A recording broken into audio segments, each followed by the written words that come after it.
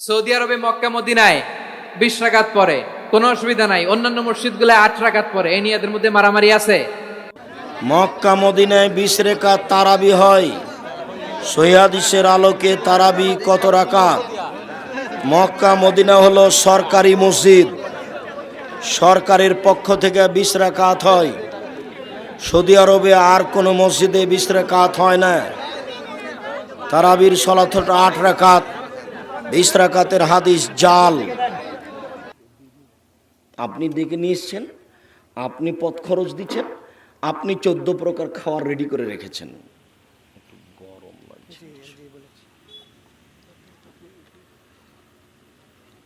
আপনার কারণে এই বিদ্যা না থাকার পরেও থুথিবাজ থুথির জোরে জাতির সামনে বক্তব্য পেশ করছে এবং সমাজে মিথ্যা কথা প্রচার করছে ধর্মের নামে। সম্মানিত দিনী ভাই বোন, আপাতত আপনার কথা আমি শেষ করলাম। আপনার কাজ কি? জানা মানুষের নিকটে জানা, প্রমাণ সহকারে জানা। দিলে পিছন দিকে দিতে হবে।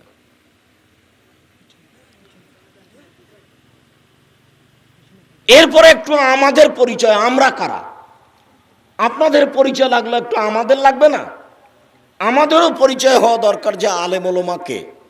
তা আলেম ওলামার কথা দিয়ে প্রথমে বলি, জাহান্নাম উদ্বোধন হবে হুজুর দিয়ে। এ কথা একটু মনে রাখবেন। জাহান্নাম আরম্ভ হবে কাকে দিয়ে? মৌলানা সাহেবকে দিয়ে। হাদিস বুখারী মুসলিম। অবাক! বুখারী মুসলিমের হাদিস, আলেম ওলামা দিয়ে জাহান্নাম উদ্বোধন হবে। আল্লাহর নবী বলছেন যে জিবরাইল আমাকে উপরে নিয়ে যাচ্ছেন, দেখলাম কতগুলি লোক ওর সবার ওদের জিহ্বাকে আগুনের কাঁচি দিয়ে কেটে দেওয়া হচ্ছে। তো আমি বললাম জিবরাইলকে, ইন্না লিল্লাহি, এ কি কথা? জিবরাইল, মান হাওলাই, এরা কারা? এই ছেলে, ধৈর্যের পরিচয় দিবেন। বাদাম খেয়ে সময় কাটাবেন না, একটু শরম করবেন। কিছুক্ষণ ধৈর্যের পরিচয় দিয়ে বসে থাকেন। ধৈর্য ভেঙে ফেলে আমাকে কোনো কাজ দেখাবেন না। কিছুক্ষণ পাথরের মতো বসে থাকবেন, পাখি যেন মনে করে পাথর। আমি তো আপনাকে বলছি, আপনি চলে যে কি করবেন? ওই মহিলার মতো ঢং ঢং করে এসেছে, দেবর ভাসুরের সাথে গল্প করেছে, আবার ঢং ঢং করে চলে যাচ্ছে। সেরকম হবে কি? আমি শুরু করলাম, ঢং ঢং করে উঠে চলে যাবেন চা খেতে? কেন যাবেন? আমি তো আপনার জন্য এসেছি।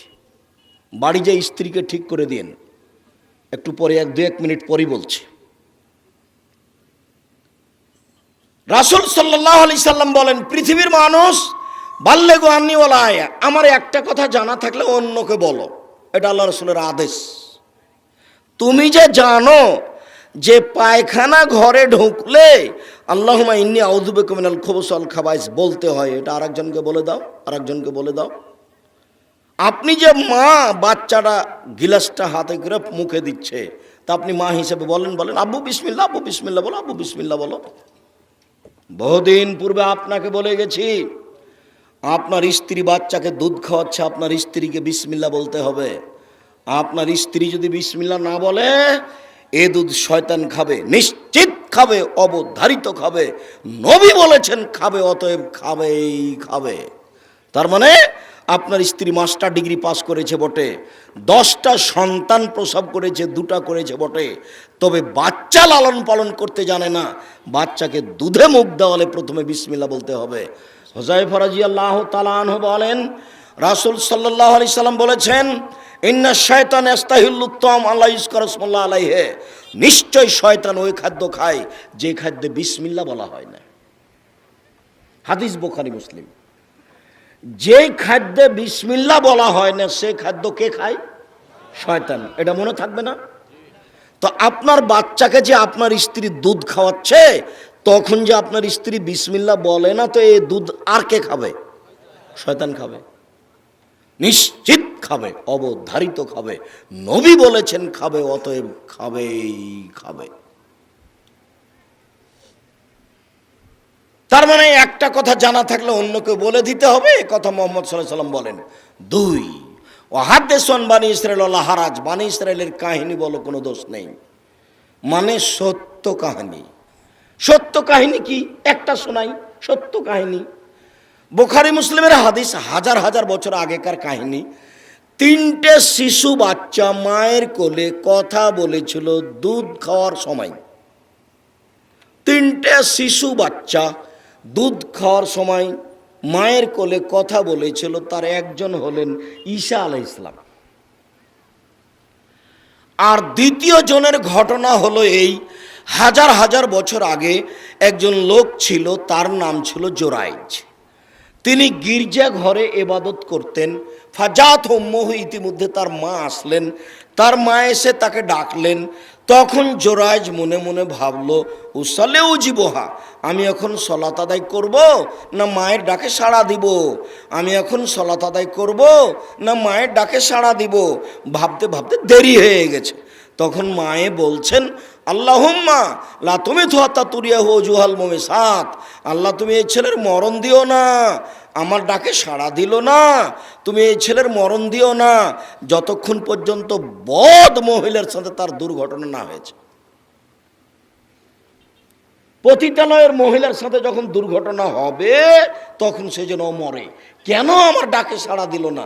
মা রাগ করে এই কথা বলে চলে গেলেন। ফাতারাজাতুল্লাহু ইমরা, বলে যেতে না যেতে একজন মহিলা চলে এসেছে। ফাতাকাল্লামাত, মহিলা চলে এসে তার সাথে জেনার প্রস্তাব দিল। ফাবা, তিনি অস্বীকার করলেন, ছি ছি ছি ছি ছি ছি, বলো কি তো। ফা তাতির রাইয়া, মহিলা একটা রাখালের কাছে আসলো। ফাম কানাথো, রাখালকে চেপে ধরে জেনা করলো। ফাওলাদাত গোলামান, তারপর মহিলা একটা বাচ্চা প্রসব করলো। ফাকারাত, মহিলা বলে দিল, হাজাবিন জোরাইজ, এ বাচ্চা হলো জোরাইজের সন্তান। জনগণ জেনে গেল, হইচই করে ফা আতাহু, জনগণ তার কাছে আসলো। এসে তার গির্জাঘরকে ভেঙে করে খান খান করে দিল, ধুলা ধুলা করে দিল। ওয়ানজালু, তাকে টেনে হেঁচড়ে রাস্তায় নামিয়ে দিল। অসভ্য, যার যা ভাষায় জুটলো সে তাকে ওইভাবে গালি দিল। বেটা, এখানে তুমি ইবাদত করো আর জেনা করো, তুমি ঢং শুরু করেছ। যে যেভাবে পারলো মারা ধরা বলা, এইভাবেই সিনেমা দেখে মানুষের ইমান ধ্বংস করে। তো এইবার ফাঁকামা, তিনি দাঁড়ালেন, অথবা ওযু করলেন, অসল্লা রাকাতান, 2 রাকাত সালাত আদায় করলেন। 2 রাকাত সালাত আদায় করে দুধের বাচ্চার কাছে গিয়ে বলছেন, ও দুধের বাচ্চা, বলো তোমার আবুকা, তোমার বাপকে। তখন দুধের বাচ্চা বলছে, আবিয়া রাই, আমার বাপ হচ্ছে রাখাল। জনগণ বলল, নাবনি সামাতাকা বিজাহাবে, জোরাইজ তোমার গির্জাঘর স্বর্ণ দিয়ে বানিয়ে দিব। জোরাইজ বললেন, লা ইল্লা বিত্তিন, না, আমার গির্জাঘর স্বর্ণ দিয়ে বানাতে হবে না, মাটি দিয়ে বানাতে হবে, যাহাই ছিল তাহাই করিতে হইবে। হাদিস বুখারী মুসলিম, আপনাকে বুঝাতে পারিনি। মা বদদুয়া করে চলে গেছেন, তার এই ফলাফল। হাদিসের সাথে অনেক ইতিহাস জড়িয়ে আছে। তার একটা হলো, কেউ যদি বিপদে পড়ে 2 রাকাত সালাত আদায় করে যদি আল্লাহকে বলে যে তুমি আমাকে বিপদ থেকে বাঁচাও, তাহলে আল্লাহ তাকে বাঁচিয়ে দিবেন। তার ঘটনা হলো এইটা। কেউ যদি বিপদে পড়ে তো 2 রাকাত সালাত আদায় করে আল্লাহকে বলবে, আল্লাহ তুমি আমাকে বাঁচাও, তাহলে আল্লাহ তাকে বাঁচিয়ে দিবেন। তার প্রমাণ হলো ইব্রাহিম আলাইহিস সালামের স্ত্রী হাজেরা, সারা।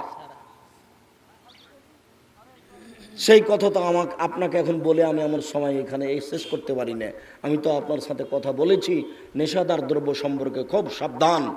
2 জন মানুষ যত দাঁড়িয়ে এক জায়গাতে কথা না বলে, যদি আপনার আমার কথা রক্ষা করা সম্ভব না হয়, তাহলে দ্রুত এলাকা থেকে চলে যাবেন।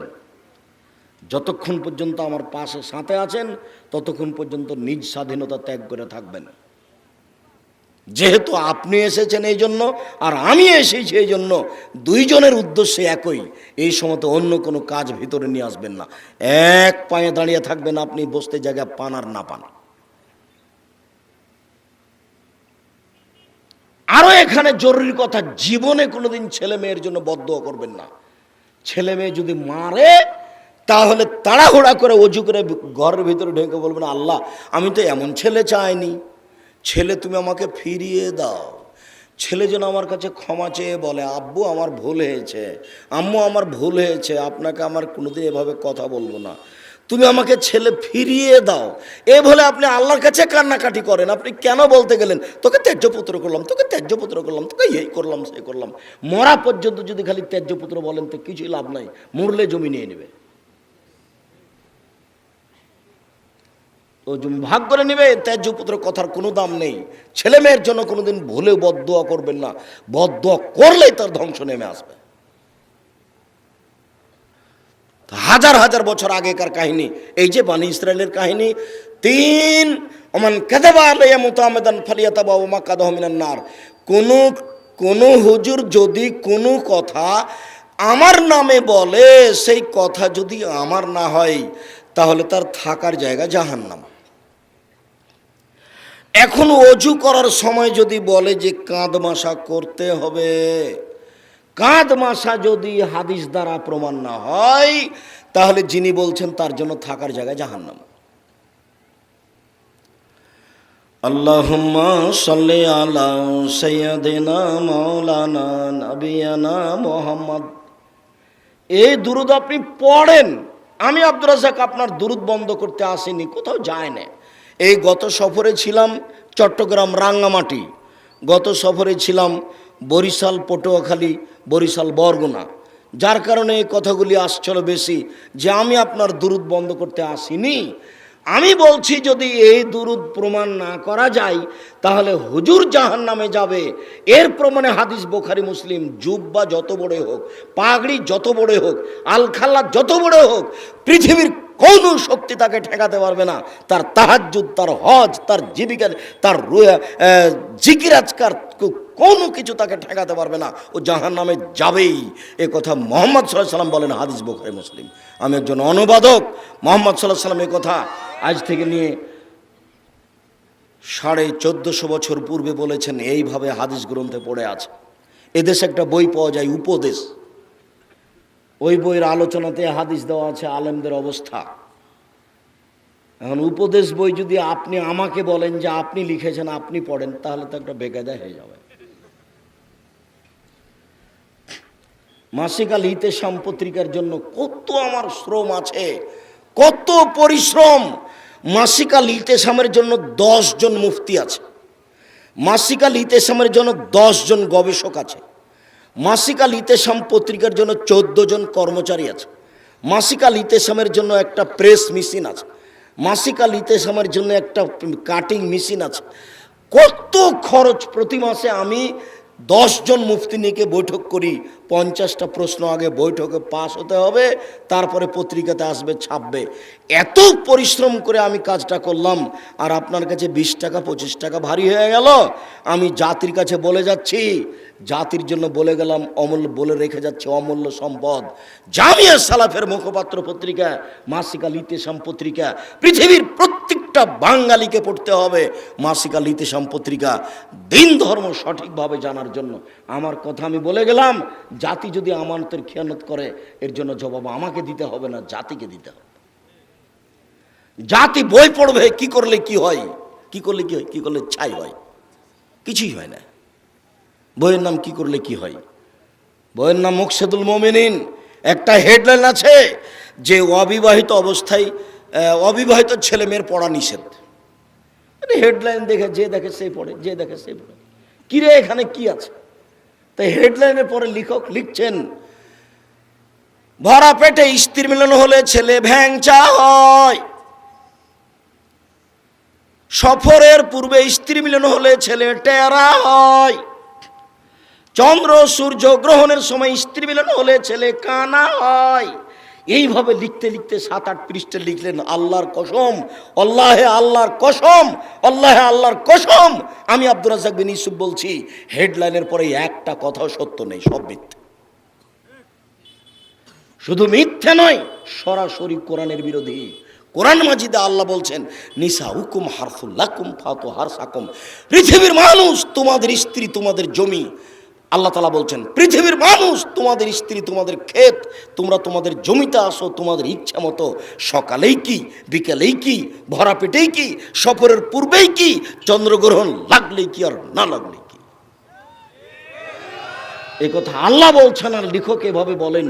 সেই বই কিনে আপনি দিন কাটান, আর আমি আপনাকে কত অনুরোধ করলাম, জাতির জন্য আমি অনুরোধ জানিয়ে যাচ্ছি, আমি জাতিকে ধর্মের ব্যাপারে ফাঁকি দিইনি।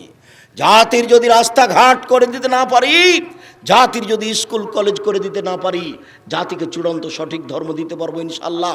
ধর্মের ব্যাপারে জাতিকে ফাঁকি দিয়ে আমি পরকাল হারাতে রাজি নই।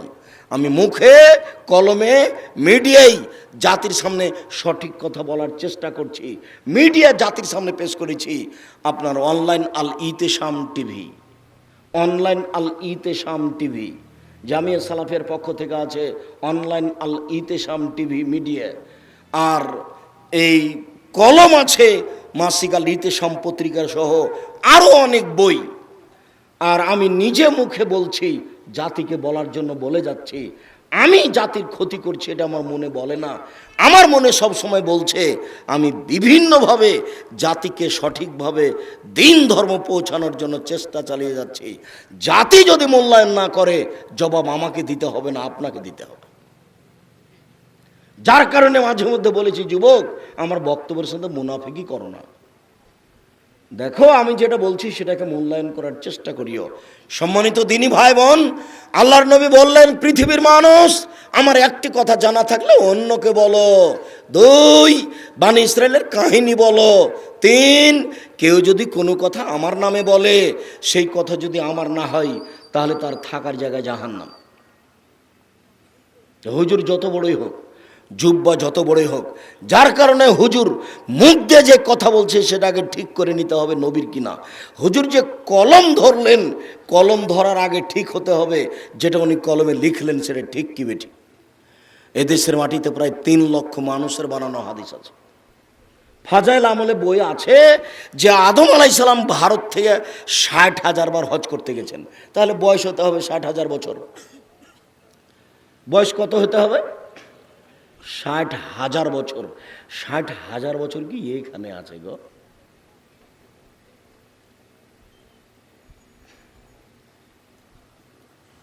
সম্মানিত দিনী ভাই বোন, আমাদের বাপের একটু কথা শেষ করলাম এখানেই। হুজুর বুঝতে পারেনি হুজুরের অবস্থা কত কঠিন। হুজুর মুখে বলার আগে তার বিবেচনা করা দরকার ছিল। হুজুর বলুক, আমি বলতে নিষেধ করিনি।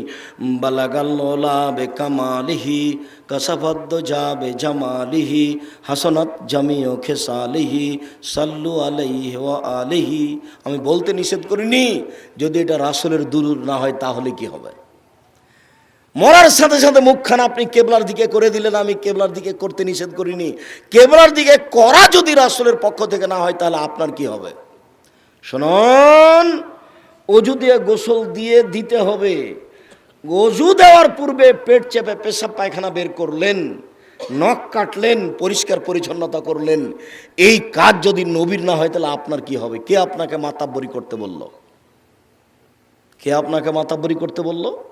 জনাব মুরব্বী, কে আপনাকে মাতাব্বরি করতে বলল? আমি আব্দুর রাজ্জাক বলে যাচ্ছি, কিয়ামত পর্যন্ত এর প্রমাণ হবে না।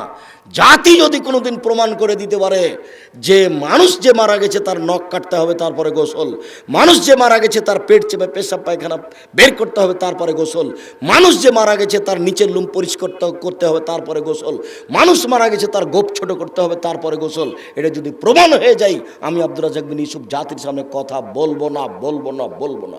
লোক মারা গেছে, বিধান বন্ধ। এতদিন তোমার মা কোথায় ছিল? এই বোকা ছেলে, তোমার মা এতদিন কোথায় ছিল? তোমার মা পরিষ্কার পরিচ্ছন্নতার কাজ করতে পারেনি, তুমি কোথায় ছিলে? তোমার বউ তো করবে না, তোমার বোন তো লন্ডনে থাকে। তুমি তোমার মাকে গোসল করাবা, পেশাব করাবা, পায়খানা করাবা, কাঁধে করে তুমি হায়াতে নিয়ে যাবে, মেডিকেলে নিয়ে যাবা। একদিন তুমি ছিলে তোমার মায়ের কোলে, এখন তোমার মা তোমার কোলে। তোমার মা তোমাকে যে শিশু অবস্থায় গোসল করিয়েছে, পরিষ্কার পরিচ্ছন্ন করিয়েছে, কাপড় পরিয়েছে, তোমার মাকে তুমি ওইভাবেই দেখো, এখানে শরমের কিছু নাই। একদিন তুমি ছিলে তোমার মায়ের কোলে, এখন তোমার মা তোমার কোলে। 19-20 করবে না, বউয়ের পাল্লাতে পড়ে, বউয়ের পাল্লাই পড়ে, বোনের পাল্লাই পড়ে, 19-20 করবে না।